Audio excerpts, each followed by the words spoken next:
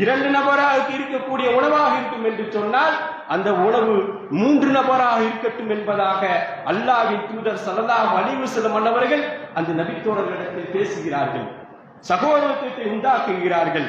அன்சாரி சகாபாக்கள், அந்த மதீனாவாசிகள் சாதாரணமானவர்கள். அவர்கள் அன்சாரிகள் என்று சொன்னாலே அவர்கள் யார்? உதவியாளர்கள் என்பதாலே பொருள். அந்த நபித்தோழர்கள் மக்காவாசியான முஹாஜிர் சகாபாக்களை அழைத்து சென்று சொல்லுகிறார்கள், தோழர்களே, இதோ எனக்கு 2 கடை உண்டு, மனைவி உண்டு, 2 மனைவி நான் நிறுத்துகிறேன், உங்களுக்கு எந்த மனைவி வேண்டும் என்று சொல்லுங்கள், அவர்களை நான் தலாக் விட்டு உங்களுக்கு நான் திருமணம் முடித்து வைக்கிறேன் என்பதாக சொன்னார்கள்.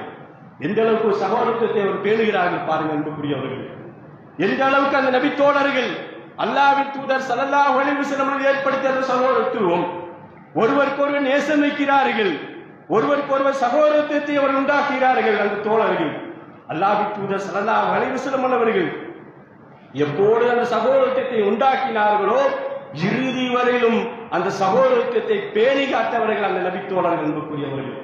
அதைத்தான் அல்லாஹ்வின் தூதர் நம்மை அழைத்து பேசுகிறான், மூமின்களே, உங்களிடம் ஒருவர் வந்திருக்கிறார், உங்களிடம் ஒருவர் வந்திருக்கிறார்.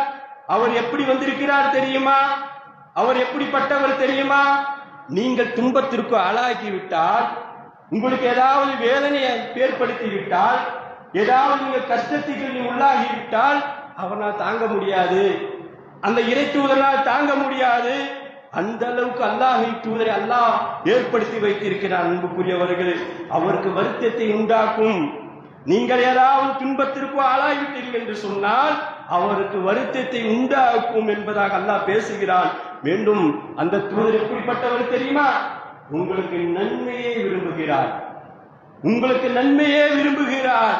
மீண்டும் அல்லாஹ் அவர் ரஹூஃபுர் ரஹீமாக இருக்கிறார், உங்கள் மீது கருணை புரிந்தவராக இருக்கிறார் என்பதாக அல்லாஹ்வின் தூதர் ஸல்லல்லாஹு அலைஹி வஸல்லம் குறித்து அல்லாஹ் வேதத்தில் பேசுகிறார். அன்புக்குரியவர்களே, சற்று யோசித்து பார்க்கப்பட வேண்டும். நாம் இந்த சகோதரத்துவம் நம்ம மத்தியிலே இருந்து கொண்டிருக்கிறதா?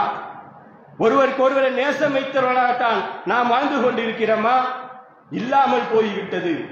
ஒருவர் மீது இன்னொரு முஸ்லிம் வைக்கக்கூடிய பாசங்கள், ஒருவர் மீது வைக்கக்கூடிய நேசங்கள், ஒரு சகோதரத்துவங்கள் இன்றைக்கு இல்லாமல் போய் கொண்டு இருக்கின்றது.